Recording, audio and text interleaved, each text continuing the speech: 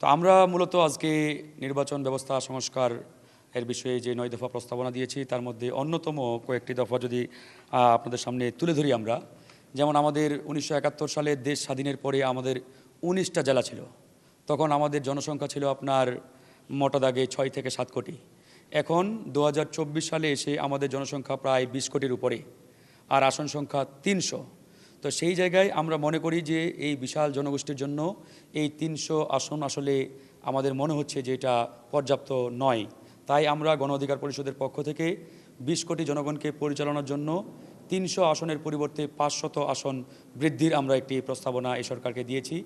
একই সাথে প্রবাসীদের যে প্রবাসীদের ভোটাধিকার নিশ্চিতে আমরা একটি প্রস্তাবনা দিয়েছি। এর আগে অনেকেই প্রবাসীদের ভোটাধিকার নিয়ে কথা বলেছে, কিন্তু আমরা এটাও বলতে চাই, যেমন আমরা নারীদের জন্য 50টি আসন সংরক্ষিত রেখেছি তাদেরকে মেইন স্ট্রিমে নিয়ে আসার জন্য। তো সেই জায়গায় আমাদের বলতে হচ্ছে যে প্রবাসীদের পাঠানো রেমিটেন্সে বাংলাদেশের অর্থনীতির চাকা সচল রয়েছে এবং প্রায় 2 কোটি প্রবাসী পৃথিবীর বিভিন্ন দেশে রয়েছে। তাহলে কেননা এই প্রবাসীদের জন্য আমরা 5 কিংবা 10% সংসদীয় আসন বরাদ্দ বা সংরক্ষিত আমরা করতে পারি। এই জন্য আমরা গণ অধিকার পরিষদের পক্ষ থেকে আমরা 10% আসন সংরক্ষিত করার জন্য আমরা প্রস্তাবনা দিয়েছি। আমাদের নির্বাচনের ক্ষেত্রে আপনারা দেখেছেন যে নারী সংসদ সদস্য যারা হয় তারা দলীয় বিবেচনায় হয়। আমরা এখানেও প্রতিদ্বন্দ্বিতা করার কথা বলেছি। পাশাপাশি যারা স্বতন্ত্র প্রার্থী 1% জনসমর্থন লাগে। এটা করতে গিয়ে অনেক ভুয়া সমর্থনপত্র তৈরি করে জমা দেওয়া হচ্ছে এবং সেগুলো অ্যাকসেপ্ট হচ্ছে, আবার রিজেক্টও হচ্ছে। আমরা এই সিস্টেমটা চেঞ্জ চাই যে 1%-এর পরিবর্তে 0.10%। এই জায়গাগুলোতে আমরা সংস্কারের কথা বলেছি। পাশাপাশি নির্বাচনের এরিয়া সংস্কার করা, যে এই এরিয়া কেন্দ্রিক জটিলতা রয়েছে। যেমন পার্বত্য অঞ্চলে যেই বড় বড় অঞ্চলগুলো নিয়ে নির্বাচনী এরিয়া, এগুলো এক জায়গা থেকে নিয়ন্ত্রণ করা সম্ভব হয় না। আপনারা দেখবেন যে এমন অনেক কেন্দ্র আছে যেখানে 1% ভোটও পড়েনি। এগুলো কিন্তু ম্যানেজমেন্টের কারণে, যথাযথ প্রচারণা, বিভিন্ন কারণে এই সমস্যাগুলো হচ্ছে।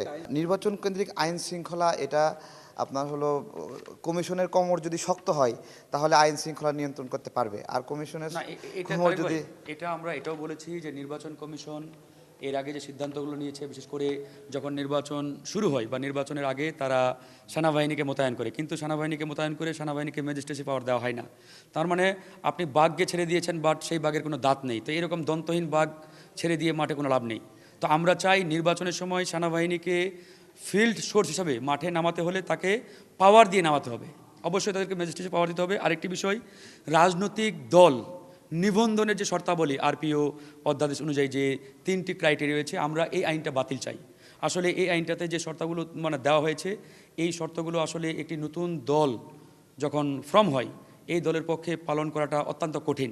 যেমন ধরেন এখানে একটা শর্ত আছে যে আপনার নিজ দলের নিজ প্রতীকে একজন সংসদ সদস্য থাকতে হবে।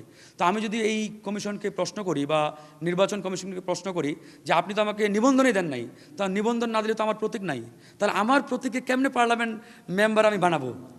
এটা কেমনে সম্ভব? মানে একটা আজগুবি একটা শর্ত। তো আমরা এই জন্য বলেছি এই শর্তগুলো বাতিল করতে হবে। এটা সহজ করে। গুরুত্বপূর্ণ বিষয় রয়েছে, আমাদের যে ইভিএমে ভোট নেওয়া হতো, এই ইভিএমের পরবর্তী কেউ চ্যালেঞ্জ করলে কোনো দালিলিক প্রমাণ থাকে না যে কারা কারা ভোট দিয়েছিল। এটা বিশ্বের উন্নত দেশগুলোতে আপনারা দেখেছেন যে ইভিএম ভোট হওয়ার পাশাপাশি ফিজিক্যালি ভোট প্রিন্ট হয়ে বের হয়, যেটা পরবর্তী বিচারিক কার্যের জন্য নমুনা হিসেবে রাখা হয়।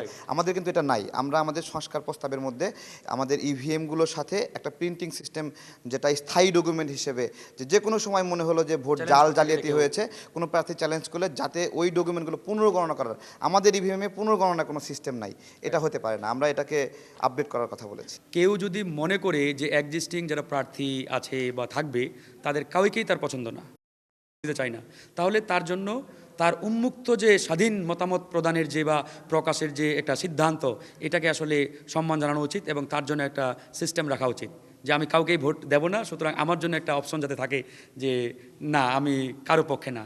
সেটা না ভোট হতে পারে, ব্ল্যাঙ্ক ভোট হতে পারে, বা সেখানে কোনো নাম থাকলো না, সাদা একটা ঘর থাকলো, সে সেখানে সিল মারলো। এরকম একটা সিস্টেম থাকা আমি মনে করি যুক্তিযুক্ত, বা আমরা মনে করি।